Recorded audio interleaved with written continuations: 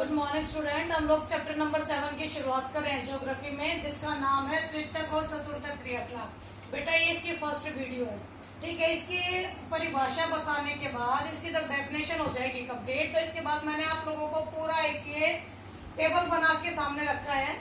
इस टेबल में आप लोगों का तकरीबन पूरा चैप्टर कवर हो जाएगा। एक लास्ट के कुछ एक पॉइंट्स होंगे, वो मैं नेक्स्ट वीडियो में कंप्लीट कर दूंगी, ठीक है। तो यहाँ पर बेटा हम लोग परिभाषा से शुरू करते हैं कि तृतीयक क्रियाकलाप, पहले मैं केवल तृतीयक क्रियाकलाप के बारे में बताऊंगी, चतुर्थक क्रियाकलाप नेक्स्ट वीडियो में होगा, ठीक है। तो तृतीयक क्रियाकलाप वे क्रियाकलाप होते हैं जो केवल सेवा प्रदान करते हैं, ठीक है। इससे पिछले वाले में मैंने विनिर्माण या द्वितीयक क्रियाकलाप के बारे में भी आप लोगों को ढंग से बताया था बेटा, जिसमें मैं एक बार फिर अब बता देती हूँ आप लोगों को। फर्स्ट आप लोगों के प्राथमिक क्रियाकलाप, प्राथमिक क्रियाकलाप वो होते हैं जिसमें हम प्राकृतिक संसाधनों का इस्तेमाल करके कच्चे माल का उत्पादन करते हैं। सेकेंडरी यानी के द्वितीयक क्रियाकलाप में हम उस कच्चे माल को बहुमूल्य वस्तु में कन्वर्ट कर देते हैं। लेकिन जो आपका तृतीयक क्रियाकलाप है यानी टर्शरी सेक्टर जो आपका है, उसमें सारी वो क्रियाएं की जाती हैं जो हमें सेवाएं प्रदान करती हैं। इसमें उत्पादन होता भी है, तो वो सिंपल सी सीधी सी थोड़ी घुमा के बोल देते हैं कि इसमें सेवाओं का उत्पादन होता है, ठीक है। सीधी सी बात है बेटा, इसमें किसी वस्तु का निर्माण नहीं होता है, इसमें केवल सेवाएं प्रदान की जाती है, ठीक है।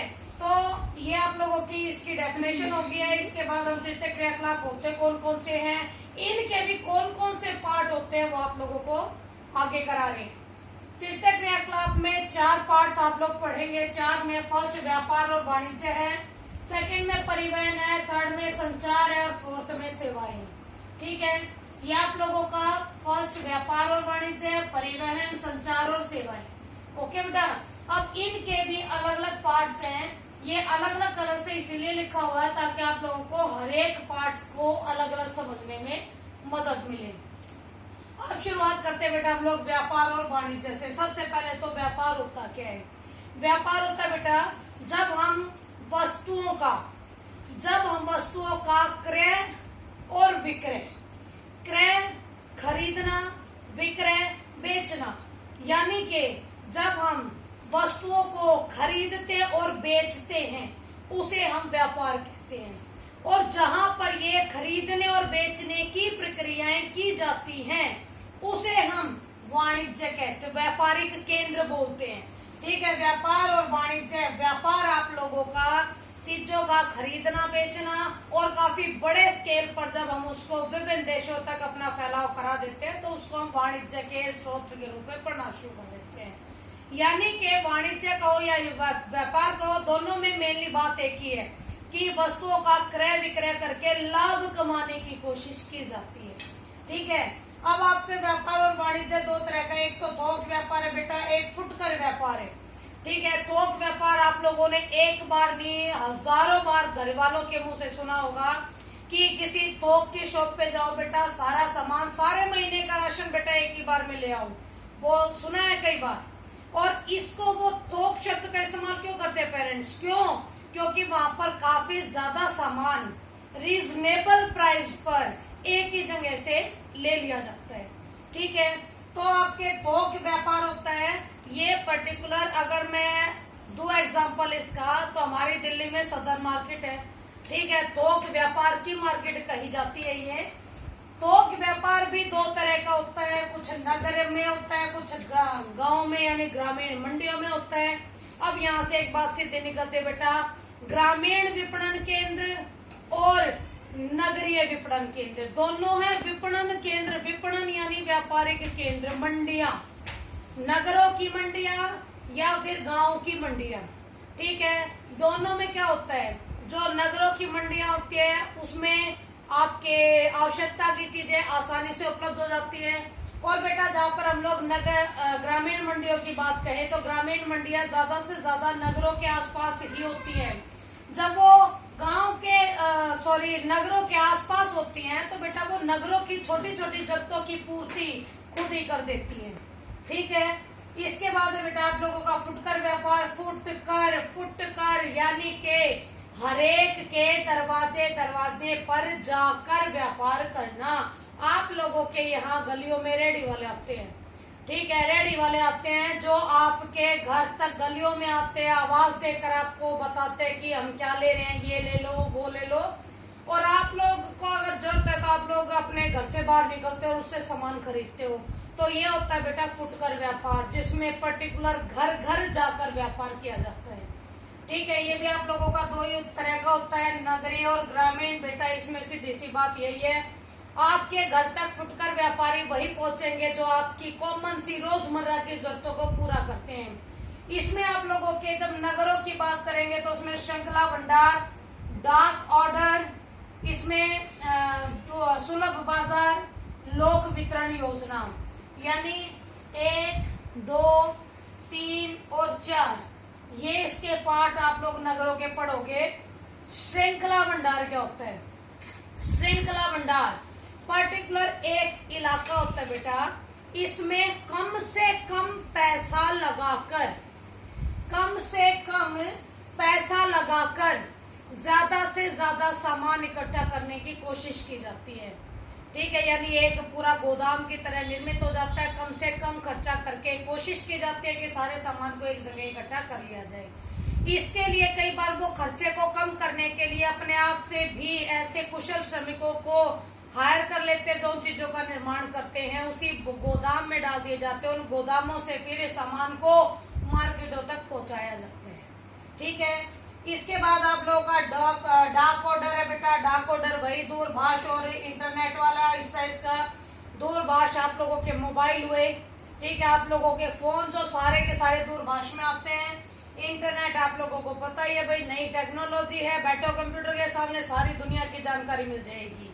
इसके माध्यम से भी व्यापार किए जाते हैं, फोन और इंटरनेट दोनों के माध्यम से व्यापार किया जाता है, ठीक है। इसके अलावा नगरीय में सुलभ बाजार है बेटा। सुलभ बाजार कहो या आवधिक बाजार कहो, जो आप ग्रामीण में पढ़ोगे। आवधिक बाजार या सुलभ बाजार एक ही चीज है, यानी इसमें आता है बेटा या तो जो आपके साप्ताहिक बाजार लगते हैं, पाक्षिक बाजार लगते हैं, या फिर आपके जो मंथली है वो लगते हैं, या 6 महीनों में जो एक बार लगते हैं वो आवधिक बाजार कहलाते हैं, ठीक है। जैसे संडे मार्केट होगी, मंडे मार्केट होगी है, ट्यूसडे मार्केट होगी है, अलग अलग जगहों पर ये चीजें ये धीरे धीरे छोटे छोटे बाजार लगते हैं कुछ टाइम के लिए, कुछ घंटों के लिए, और उसके बाद वो वहां से हट जाते हैं। यानी इसका पर्टिकुलर हर जगह कोई ना कोई अलग अलग डे बटा होता है, ठीक है। जब 15 दिन में लगना होता है तो सबको पता है कि अब की बार संडे को लगा है तो 2 हफ्ते बाद फिर संडे को लगने वाला है, ओके। तो आपका सुलभ बाजार आवधिक बाजार दोनों इसी में कंप्लीट हो गए। लोक वितरण योजना बेटा यही है आप लोगों की, जिसमें आप लोगों की राशन की दुकानें वगैरह सब आती है, जिसमें बहुत प्यार मोहब्बत से गरीब लोगों की हेल्प के लिए लगातार दुकानें चलती है सरकारी, ठीक है। कल्याणकारी कार्यकार उसमें किए जाते हैं। ये तो आपका व्यापार और वाणिज्य कंप्लीट हो गया बेटा। परिवहन आप लोगों को पता है 4 तरह के परिवहन होते हैं, रेल हो गया, सड़क हो गया, जल हो गया, वायु हो गया। सबको मालूम है कि रेल आप लोगों की सड़कों से भी ज्यादा यूजफुल है। लोग बहुत आसानी से रेल का इस्तेमाल करके लंबी दूरियां सस्ते में पूरी कर लेते हैं। सड़क सभी को पता है घर घर सुविधाएं पहुंचा देता है सड़क, क्योंकि घर से शुरू करो और कहीं दूसरी जगह घर पर ही जाकर रुको, तो ये आप लोगों का सड़कों के माध्यम से परिवहन साधन भी कंप्लीट हो जाता है। इसके बाद तुम्हारा जल है बेटा। जल 2 तरह के दे रखा है इसमें, जल परिवहन का एक आंतरिक और महासागरीय। आंतरिक जल मार्ग वो होते हैं बेटा जो किसी भी देश के अंदर नदियों पर बने होते हैं, एक जगह से दूसरी जगह पहुंचते हैं, ठीक है। या फिर महासागरीय वो होते हैं बेटा जो बड़े बड़े महासागरों में निकलते हैं। आप लोगों को पता होगा कि यहाँ पर भी सड़कें निर्मित नहीं होती, लेकिन कंपास के माध्यम से विभिन्न दिशाओं के हिसाब से महासागरों में जो समुद्री जहाज हैं वो ट्रेवल करते हैं, ओके। तो ये भी आप लोगों के जल का कहो तो वायु का कहो तो ये भी है, महासागरों के ऊपर से भी निकलते हैं आपके वायु, तो यानी वायु परिवहन है। वायु परिवहन वायु की में ही विचरण करेगा। तो बेटा ये भी 2 तरह के होते हैं, यात्री सेवा और माल सेवा प्रदान करते हैं। यात्री सेवा वो जिसमें व्यक्ति एक स्थान से दूसरी स्थान पर जाता है, जबकि माल सेवा वो होगा जिसमें सामान एक जगह से दूसरी जगह जाता है। करेक्ट है। ये आप लोगों का परिवहन भी कंप्लीट हो गया है। तीसरा देखो बेटा, ये संचार है। संचार में अगर हम इसके भी पार्ट्स करते हैं तो सबसे पहले परिवहन के साधन है। परिवहन के साधन भी आप लोगों को डिटेल से बताए हैं। संचार में ही आता है परिवहन, संचार में ही आता है दूर संचार। दूर संचार जिसमें दूरभाष दो तरह का होता है, भू लाइन और मोबाइल, जिसकी प्रॉपर तारे बिछकर आपके घर तक टेलीफोन पहुंचता है, वो भू लाइनें होती है, भूमिगत लाइनें। जबकि मोबाइल जो होता है वो आप लोगों के हर किसी के हाथ में आप लोगों को नजर आ जाता, तो मुझे शायद बताने की ज्यादा जरूरत नहीं कि दूरसंचार का ये साधन सबसे ज्यादा डेवलप और सबसे ज्यादा एक्टिव है। इसके बाद दृश्य श्रव्य, दृश्य मीन्स देखना, श्रव्य मीन्स सुनना, यानी ऐसे संचार के साधन जो जिसमें दिखे भी और सुने भी। ठीक है, जिसमें दिखे और सुने वे फिल्में हैं, रेडियो है, टेलीविजन है, मीडिया है। ये सारे के सारे आपके दृश्य श्रव्य संचार माध्यमों में आते हैं। सबको पता है फिल्में, रेडियो, टेलीविजन, मीडिया। मीडिया के भी दो पार्ट होते हैं बेटा। मीडिया में एक पार्ट होता है आप लोगों का समाचार पत्र, जो प्रिंटेड मिलता है, हम लोगों को प्रिंट करवाया जाता है और हर सुबह सबके घरों तक पहुंचाया जाता है। लेकिन कुछ पत्रिकाएं होती हैं, ठीक है, यानी मीडिया में आप लोगों को मुद्रित दिखाई दे रहा है समाचार पत्र और पत्रिकाएं। वो पत्रिकाएं जो महीने में एक बार, 15 दिन में एक बार या 2 महीने में एक बार हमेशा छपती है, जिसपे नई नई खबरें, नई नई बातें और नए नए एक्सपेरिमेंट्स उसमें डाले जाते हैं। ठीक है बेटा, तो ये आप लोगों का संचार है। लास्ट आपका सेवाएं हैं।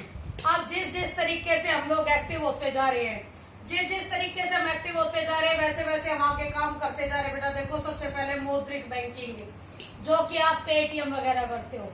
ठीक है, ये सेवाएं तो हैं, हम लोगों को कहीं नहीं जाना पड़ता।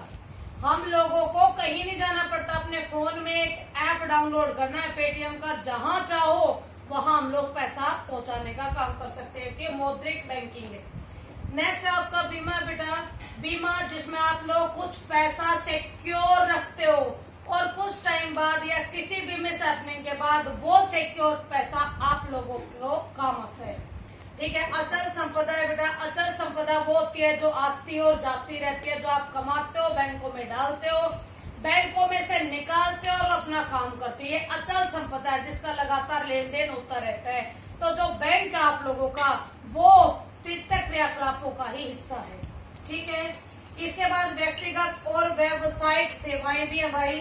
व्यक्तिगत सेवाएं वो होती है जो व्यक्ति से व्यक्ति तक पहुंचती है। ठीक है, सरकारी सेवाएं वो होती है जो सरकार व्यक्तियों तक पहुंचाने का काम करती है। और तीसरा है गैर सरकारी संगठन। बहुत सारे प्राइवेट संगठन भी है बेटा, जो डिक्लेयर करते हैं कि हम लोग किस तरीके से अपने जो जरूरतें हैं लोगों की, वो उनके घर बैठे पूरी कर दें।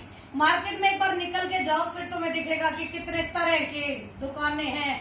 लोगों को सेवाएं प्रदान करने के लिए क्या क्या रोज की रोज, आए दिन कुछ ना कुछ नई नई चीजें निकल के आ रही हैं। और ये सारी चीजें बेटा आज आधुनिक समाज का निर्माण करती है। यही कारण है कि हम कहते हैं कि हम लोग आधुनिक भारत या फिर आधुनिक दुनिया के हिस्से हैं। ठीक है बेटा, थैंक यू वेरी मच।